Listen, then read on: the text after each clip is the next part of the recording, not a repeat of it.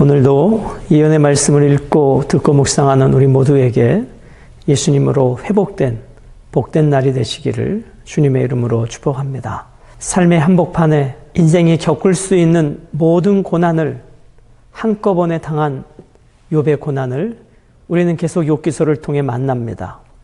그 고난 앞에 처해진 인간의 실존을 만나게 되고 고난 가운데 있는 자를 지켜보는 가장 가까운 친구들의 시선을 우리는 만나게 됩니다.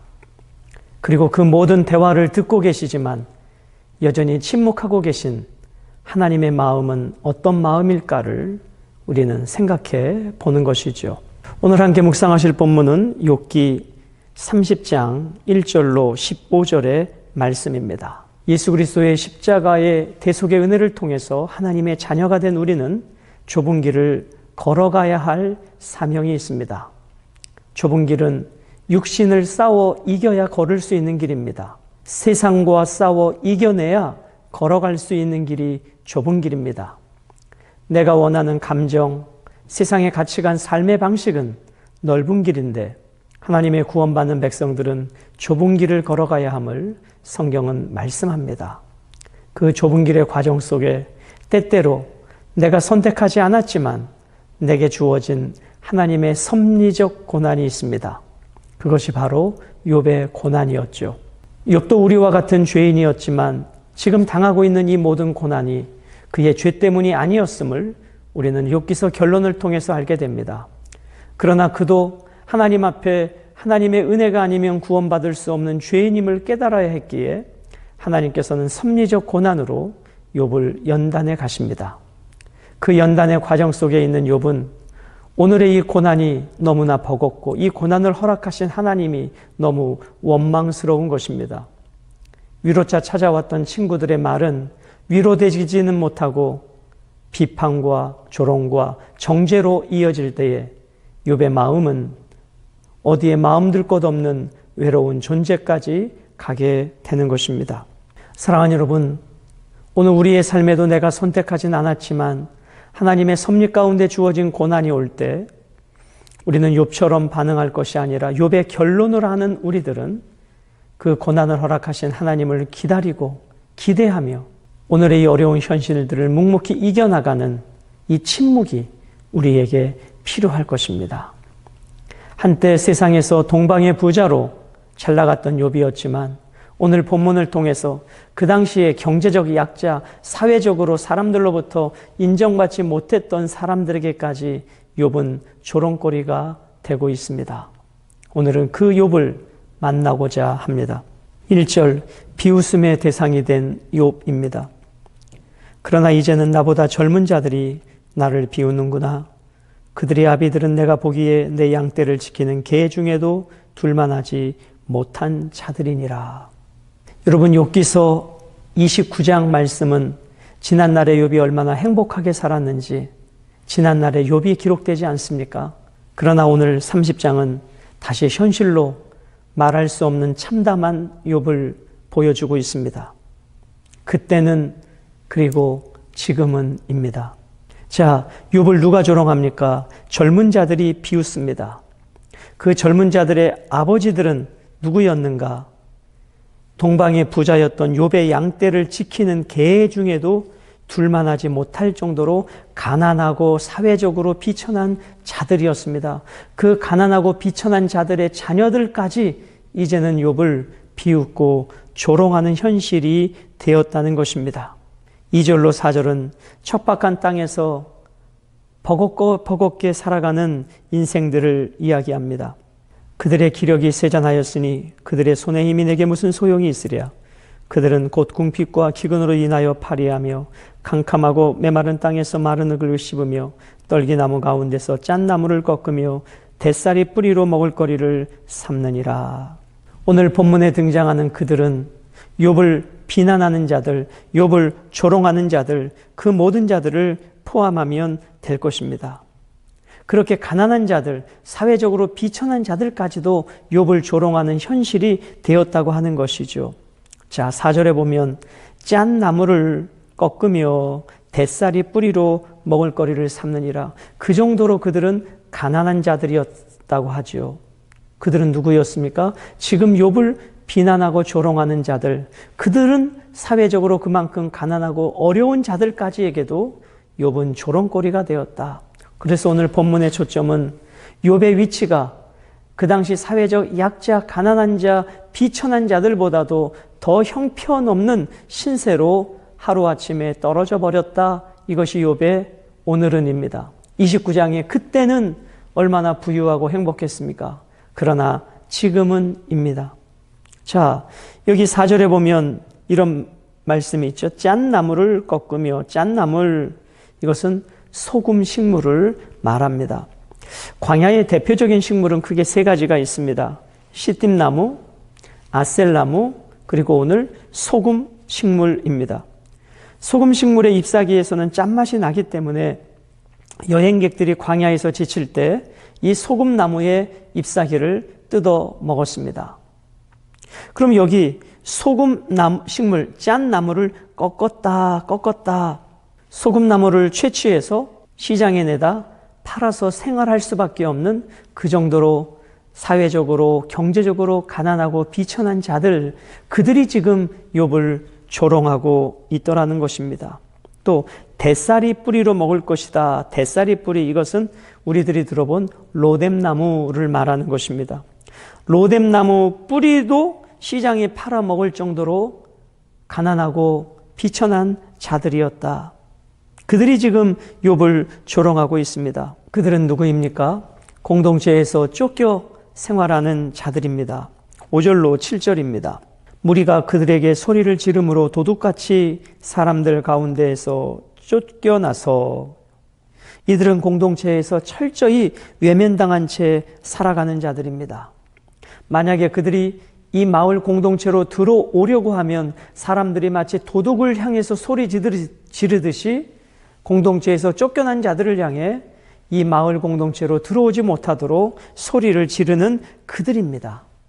그들도 욥을 조롱하고 있다는 것입니다. 무슨 이유인지는 모르지만 공동체에서 추방되었다라고 하는 것은 종교적인 의미요, 또 한 가지는 형사적인 의미로서 범죄자들을 통상적으로 생각해 보면 되겠습니다. 공동체에서 격리시켜 버렸습니다. 그래서 그들은 마을로부터 멀리 떨어진 골짜기나 흙구덩이, 바위굴과 같은 장소에서 생활하는 자들입니다. 그런데 그들에게까지 욥이 조롱당하고 있으니 욥의 신세가 지금 얼마나 비천하고 비천한 자가 되었는가, 본문은 그것을 보여주고 있는 것입니다. 8절, 그들은 누구입니까? 미련하고 하찮은 자들입니다. 그들이 욥을 조롱합니다. 그들은 본래 미련한 자의 자식이요 이름 없는 자들의 자식으로서 고토에서 쫓겨난 자들이니라. 이름 없는 자식이다, 이름 없다. 여러분, 이름이 없는 사람이 어디 있겠습니까? 그 의미는 무엇이죠? 사회적으로 영향력이 전혀 없는 사람들을, 사회적으로 무가치한 존재들을 표현하고 있는 것입니다. 그들은 사회 속에서 전혀 존중받지 못합니다. 왜요? 그만큼 비천하고 또 비천한 자들이기 때문이죠. 그런데 욥은 그들에게까지 조롱당하고 있으니 욥의 신세가 얼마나 더 비천하고 비천한 존재가 되었는가, 이 부분을 말해주고 있는 것입니다. 9절과 10절은 조롱과 멸시 속에서 고통당하는 욥을 보여줍니다. 이제는 그들이 나를 노래로 조롱하며 내가 그들의 놀림거리가 되었으며 그들이 나를 미워하여 멀리하고 서슴지 않고 내 얼굴에 침을 뱉는도다. 욥을 조롱하고 비웃고 침 뱉는 자들, 그들은 누구입니까? 하나님을 알지 못하고 미련하여 공동체의 가치를 존중하지 않는 소위 무가치한 자들입니다. 그런데 과거의 동방의 부자로 사람들의 인정과 칭찬을 받았던 그 욥을 향해서 이렇게 조롱하고 있는 것입니다. 그들에게까지 멸시와 천대당하는 욥, 지금 욥은 그런 자신을 하나님 앞에 친구들에게 토로하고 있는 것이죠.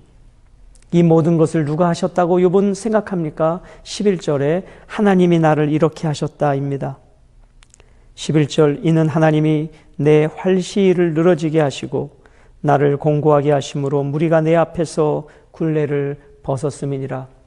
활시를 늘어지게 했다. 여러분, 활시가 팽팽해야 관역을 맞출 수 있는 것 아닙니까? 그런데 그 활시위가 늘어졌다라고 하는 것은 그만큼 욥의 신세가 형편없이 되었다는 것입니다. 무기력한 존재가 되었다는 것이죠. 소망이 없는 존재가 되었다는 것입니다. 그런데 욥은 나를 누가 이렇게 만드셨다고요? 하나님이요. 자, 그러면 욥은 하나님의 존재를 인정했고 하나님의 주권을 인정했습니다. 그런데 그 하나님의 주권 사용이 너무 억울하다라는 것이죠. 그러므로 욥의 고백은 양면성이 있습니다. 하나님의 주권은 인정하지만 그 하나님이 내게 하시는 일은 못마땅하다입니다. 12절부터 14절은 욥을 향한 대적들의 공격을 기록합니다. 그들이 내 오른쪽에서 일어나 내 발에 덫을 놓으며 나를 대적하여 길을 애워싸며 그들이 내 길을 헐고 내 재앙을 재촉하는데도 도울 자가 없구나. 그들은 성을 파괴하고 그 파괴한 가운데로 몰려드는 것 같이 내게로 달려드니. 이렇게 활시위가 늘어진 것처럼 약하고 무기력해진 욥을 공격하기 위해서 수많은 사람들이 욥을 공격합니다. 마치 성을 함락시키기 위해서 성 주변의 적들이 에워싸고 있듯이 지금 욥 주변에 있는 많은 사람들이 그렇게 지금 자체가 무기력해 있는데 그 욥을 더 무너뜨리기 위해서 욥을 공격해 오고 있다라는 것입니다. 그러므로 오늘 본문을 통해서 욥이 처해진 위치는 가장 약하고 비천하고 또 비천한 저들보다도 더 열악한 위치에 놓여 있음을 성경은 말씀하고 있습니다. 15절 욥의 품위와 구원이 바람처럼 사라졌다라고 이야기합니다. 순식간에 공포가 나를 에워싸고 그들이 내 품위를 바람같이 날려버리니 나의 구원은 구름같이 지나가 버렸구나. 품이 있었던 지난날 동방의 부자로 좋은 옷을 입고 잔치를 하며 하루하루 즐겁게 살았던 욥의 인생의 그 모든 품위는 하루아침에 날아가 버렸다. 그때는 그리고 지금은입니다. 사랑하는 여러분, 오늘 우리들의 삶도 그때는 이랬는데 지금은 왜 이럴까? 욥처럼 그때와 지금이 다른 삶의 현실 앞에 고난 가운데 있지 않습니까? 그럼 우리 한 가지 더 질문을 해보기를 원합니다. 그때는 그리고 지금은 그리고 내일은입니다. 오늘 우리들의 내일은 어떨 것 같습니까? 오늘보다 내일이 더 나을 것 같습니까? 어려울 것 같습니까? 한 걸음 더 나아가 그리고 영원히입니다. 그리고 우리가 이 땅에서 그때보다 지금보다 내일이 어려울 수도 있습니다. 경제적으로 말이고 육체적으로 말이죠. 그런데 분명한 것은 우리에게 영원한 내일이 있고 오늘 욥은 그때와 지금이 비할 수 없이 연약한 존재가 되었지만 내일의 욥은 그때보다도 갑절이나 창대하게 되는 욥이 될 것입니다. 그러므로 우리가 영원한 그 나라를 소망하지만 육을 입고 사는 이 땅에서도 하나님이 나를 회복시켜 주시고 일으켜 주실 것을 기대하고 믿음으로 그때와 오늘을 비교하며 절망할 것이 아니라 오늘을 여전히 나를 지키시고 도우시는 하나님의 섭리를 기대하며 내일의 갑절에 복된 승리자들이 되시기를 주님의 이름으로 축복합니다. 오늘 말씀 묵상을 이렇게 맺습니다. 양을 치는 그들보다도 못한 사회적으로 비천하고 비천한 자들에게 욥은 멸시천대 당합니다. 사랑하는 여러분, 누군가가 성공가도를 달리다가 한순간에 인생의 밑바닥에 떨어질 때 욥을 조롱했던 사람들과 같이 우리는 누군가를 조롱하고 비난해서는 안 됩니다. 나도 어렵지만 나도 비천하지만 공경에 처한 자를 한 끼라도 섬길 수 있는 그런 성숙한 사랑의 마음이 우리에게 필요한 것이지, 부자가 한순간에 망했다고 그것으로 마치 카타르시스를 느끼며 그것으로 마치 쾌감을 느끼는 그러한 삶은 그리스도인과 맞지 않는 것입니다. 그리스도인의 최고의 덕목은 사랑이기 때문입니다. 사랑하는 여러분, 오늘 욥은 그때는 그리고 지금은입니다. 우리는 한 걸음 더 나가 내일은 그리고 영원히입니다. 그때와 지금이 내 삶에 많은 차이가 있다고 해서 내일을 포기하지 마십시오. 오늘 욥은 내일의 갑절의 복을 받게 됩니다. 여러분과 저도 예수 그리스도로 회복되어 갑절을 넘어 7배의 복을 받는 복된 성도들이 되시기를 주님의 이름으로 축복합니다.